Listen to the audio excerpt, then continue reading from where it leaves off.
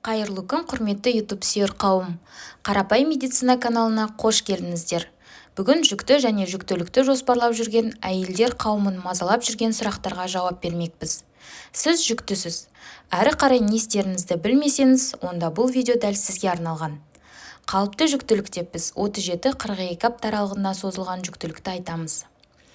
Алғашқы тексеру жүктіліктің 12-ші аптасына дейін өткізіледі. Жүкті әйелді учаскелік дәрігер қарап, әрі қарай акушер-гинекологқа жолданады. Бұл кезде дәрігер қан қысымыңызды, бойыңыз бен дене салмағыңызды өлшеп, тексеріс жүргізеді. Қарап тексеруден кейін жүктіліктің мерзімін анықтап, 12 аптаға дейін жүкті әйелді тіркеуге алады.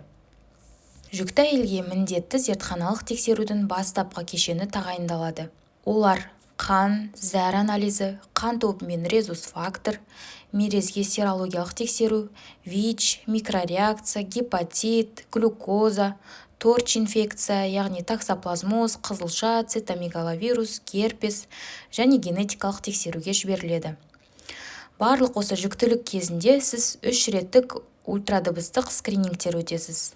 Олар біріншісі жүктіліктің 11-ші аптасынан бастап 13 апта 6 күнге дейінгі аралықта. Екінші скрининг жүктіліктің 19-ші аптасынан бастап 21-ші аптасына дейінгі аралықта. Үшінші скрининг 30 аптасынан бастап 32 апта 6 күнге дейінгі аралықта жүргізіледі. Жүкті әйелдерді функционалдық тексеруге де жібереді.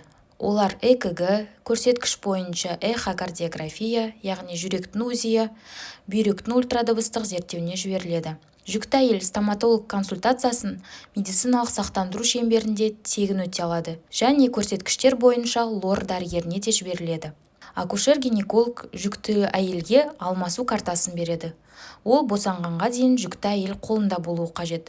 Яғни сіз қандай да бір мамандарға бармасаңыз да осы обменная карта, яғни алмасу картасы өзіңізде болуы қажет. Бірінші триместрге ұсыныстар, яғни бірінші триместрде күн сайын 400 микрограмм фолий қышқылын қабылдауыңыз қажет.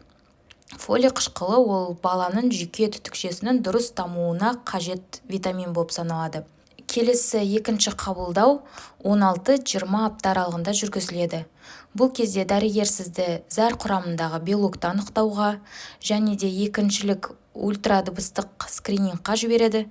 Және преэклампсияның алдын алу мақсатында және кальций деңгейі өте төмен әйелдерде 40 аптаға дейін кальций тағайындалады. Преэклампсияның қауіп факторы болған жағдайда 36 аптаға дейін аспирин тағайындалады. Үшінші қабылдау 24 пен 25 апта аралығында жүргізіледі. Бұл кезде сіз зәр құрамындағы белокқа, резус-фактор теріс болған жағдайда антиденелерге қан тапсырасыз. Төртінші реттік консультация ол 30-32 апта аралығында жүргізіледі. Бұл кезде микрореакция, ВИЧ, қан анализі, зәр құрамындағы белок анықталады. Бесінші консультация 36 апта аралығында жүргізіледі.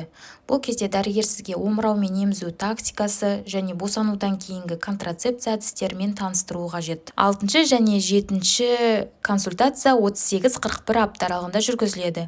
Бұл кезде босану үшін госпитализация бойынша сұрақтар талқыланады және де зәр құрамындағы ақуызды анықтауға анализ тапсырасыз. Жүктілік кезінде патология анықталған жағдайда жүкті әйел нефролог, кардиолог, окулист, эндокринолог мамандар кеңесіне жіберіледі. Егер еш асқынусыз қалыпты жүктілікпен босану болған кезде жүктіліктің 36-ші аптасынан бастап ұзақтығы 126 күнге созылатын еңбекке уақытша жарамсыздық қағазы беріледі.